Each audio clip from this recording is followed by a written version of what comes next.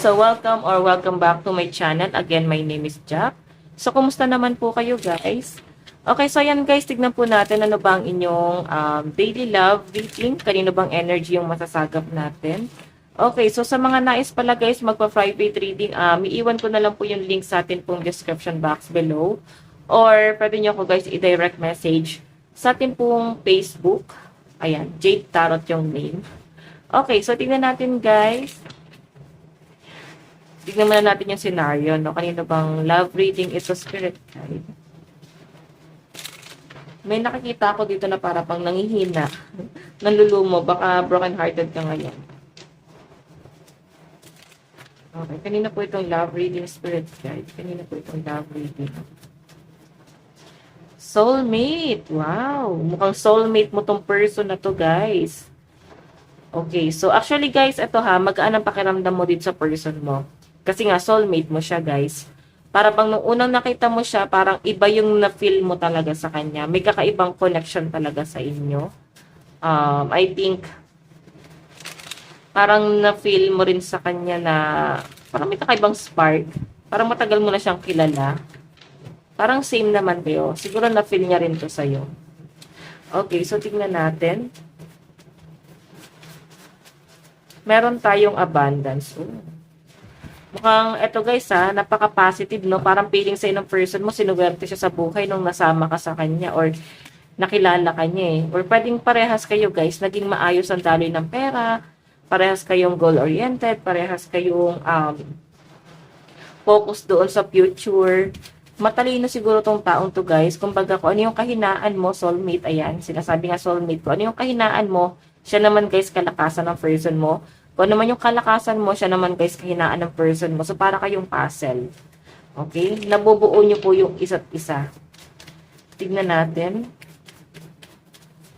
Meron tayong the sword and rose. Clarity, truth, revelation, solidarity, force, honor, protection, power. Actually guys, yung iba sa inyo, no, napipil ko, laging guarded ka pa talaga nung una, no? Nag-doubt ka pa talaga dito sa taong to. So, I think parang nandun ka sa point na parang hindi ka pa guys sure talaga. Oo, parang hindi ka pa ganun ka ano sa kanya. Though na-attach ka sa kanya pero duda ka sa kanya eh. Okay, so tignan natin. Meron tayong karmic. Oh, 'di ba naging karmic mo pala 'to eh. So I think parang sa kalagitnaan ng relationship guys, no, kung kayo nakikita ko na parang napakadami nyo guys pinagdaanan ng person mo. And parang pili nyo guys, ang daming humahadlang, ang daming kumukontra. So parang ang daming naging blockages sa sinasabi sa akin dito. So I think, nandun kayo sa point na, guys, nandun kayo sa point na parang, kaya ka naging doubt. Kasi parang sumusuko kayo. Kasi may mga problema talaga kayo. Ayun na, lumitang mundo mo dito guys. Nakikita ko guys na parang bang kina-question mo na etong person na to, ano bang plano niya? May wedding kasi dito. So, I think baka nag-propose etong taong to sa inyo. Okay, and may nakikita ko rito guys, obsession. Medyo naging controlling, nandun yung mga selos, nandun yung parang laging tamang duda. Naging seloso ba tong person na to? Seloso-selosa. Kasi guys, may naging controlling daw dito. Okay, sabi ko sa inyo guys, meron na kayong pinagdaanan.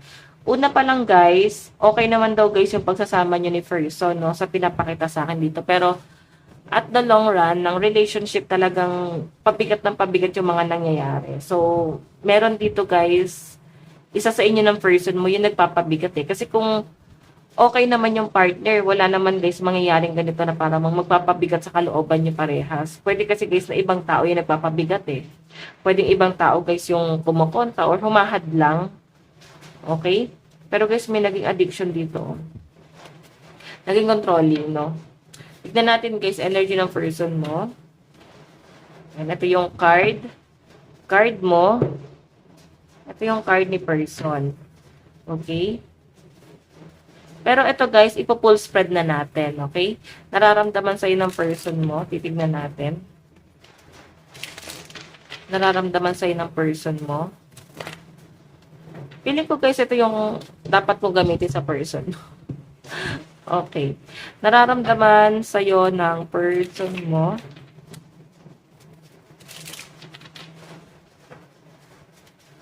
Ayan, wait lang guys, medyo nangati ako. Nangati. Nararamdaman.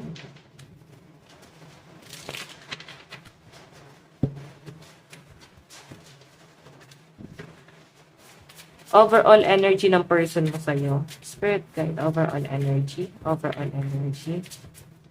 Nararamdaman sa'yo ng person mo ngayon. Meron tayong Ace of Swords. Meron tayong Seven of Swords. Okay. Feelings niya sa'yo.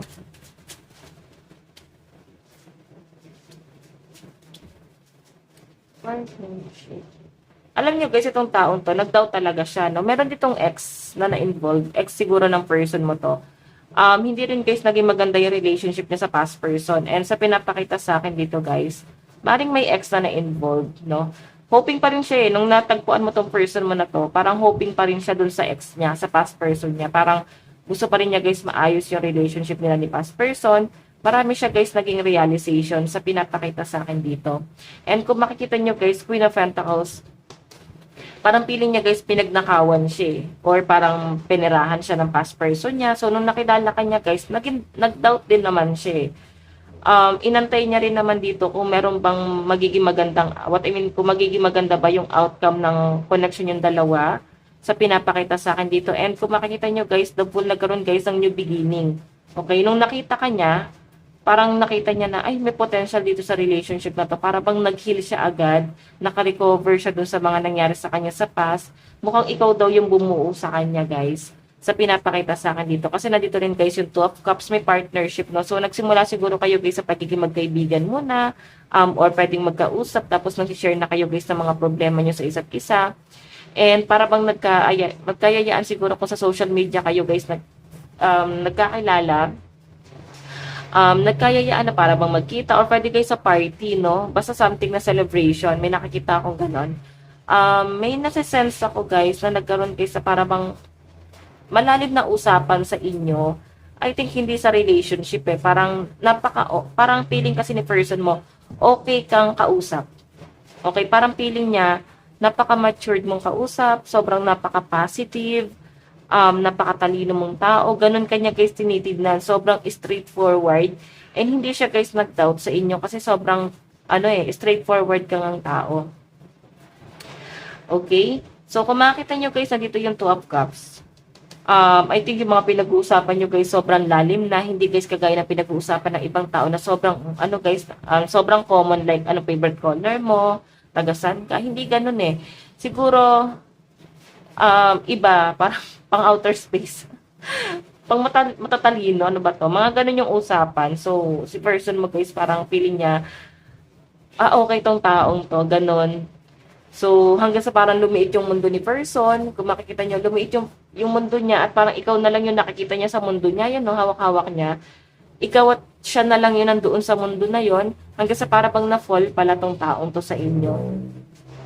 Okay, and that, mukhang, alam niyo guys, nagkaroon siya guys ng bagong buhay nung nakilala ka na tong taong to. Kasi that new beginning. Okay, so Ten of Wands, mukhang napagsabihan, ikaw nga yung napag-sharean niya guys ng mga problema niya talaga sa buhay. Ikaw yung parang, naging sandalan niya. Ikaw yung parang feeling niya guys, nakaintindi sa kanya, sa mga pinagdadaanan niya sa buhay. Okay, so ang lakas guys ng energy ng mga air sign dito Aquarius, Gemini, Libra, Aries, Leo, Sagittarius. Capricorn, Taurus, and Virgo, mga 5%, and water sign, 5%. Cancer, Pisces, Scorpio. So, ganun yung nasa sense ko. Tignan naman natin, guys, sa side mo. Okay. Ano naman ang nararamdaman mo sa person mo? Nararamdaman mo sa person mo. Ayan, dito ko, guys, sa shuffle, Nararamdaman mo sa person mo. Nararamdaman mo. Overall energy. Conflict. Siguro may conflict tong taong to. Ano ba to? Solo parents? Basta komplikado siya Parang nag-doubt ka talaga sa kanya. Iniisip mo siguro kung kakayanin mo ba. Mga ganon. Okay, so tignan pa natin. Meron tayong Queen of Pentacles. Meron tayo, diba? The Lovers. Mukhang karelasyon mo tong taong to, guys. Yung nga lang, medyo doubt ka sa kanya kasi masyadong komplikado. Ikaw yung nag-aalangan, guys, no? Though, nakikita mo naman, guys, na mahal ka nitong taong to. Kasi pinapatunayan naman talaga niya, eh. Ano ba yung conflict na iniisip mo? Tignan natin, ha? Okay. Siguro, guys, iniisip mo na baka attached pa siya sa kanyang ex. Or, iniisip mo na parang hindi pa siya, guys, nakaka-move on, ganon. May pagdududa ka, guys. Hindi, guys, mawala sa isip mo. Kasi, nagbe-base ka, guys, sa kwento niya, eh. Okay, and may nasisense din ako dito, guys, na para bang magkalayo kayo. Eto, inaantay mo siya, parang LDR talaga kayo. And Knight of Wands, parang kahit LDR naman kayo, guys, or hindi kayo lagi nagkakasama, hindi kayo lagi, guys, nagkikita, kundi naman, guys, sobrang layo. Para bang nag-e-effort naman siya sa inyo. Pero nandun ka sa point na para bang yung duda mo sa kanya, unti-unti siya, guys, nawawala. So, the hangwan, conflict talaga, no? Sobrang komplikado nitong taong to, pero pinili mo pa rin kasi talagang nahulog din talaga yung loob mo sa kanya. Yan, mukhang lovers na kayong dalawa. Mukhang magkasama na kayo, no?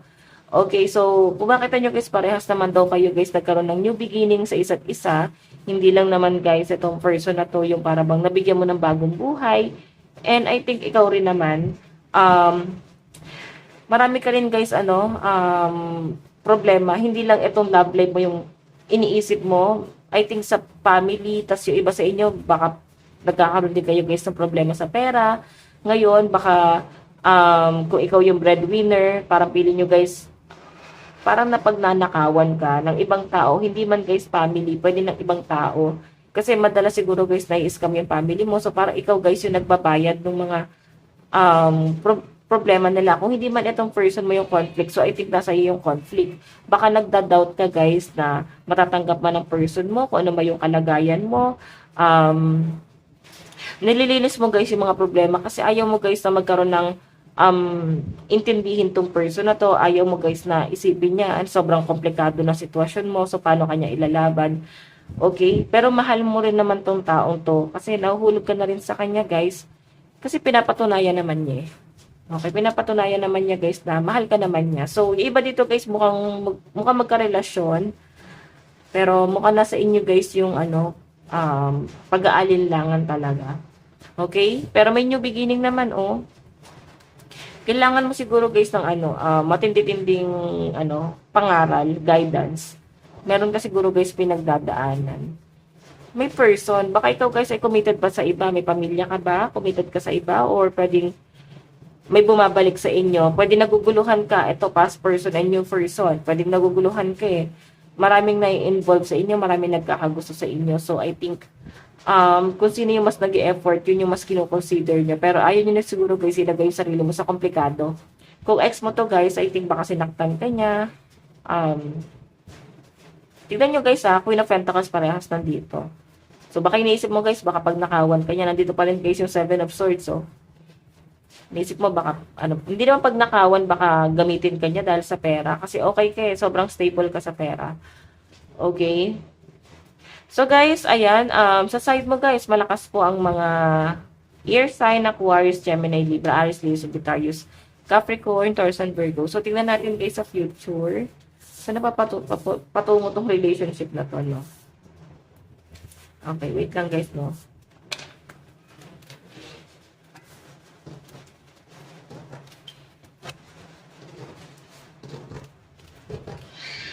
Okay. Saan na patungo? Spirit guide.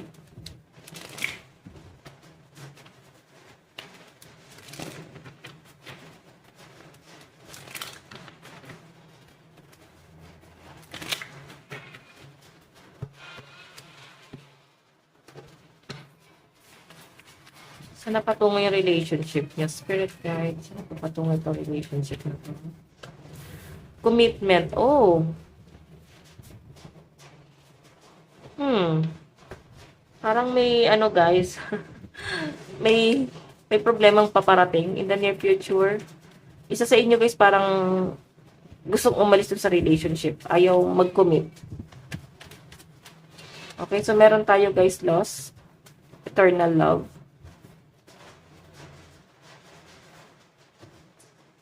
Hmm.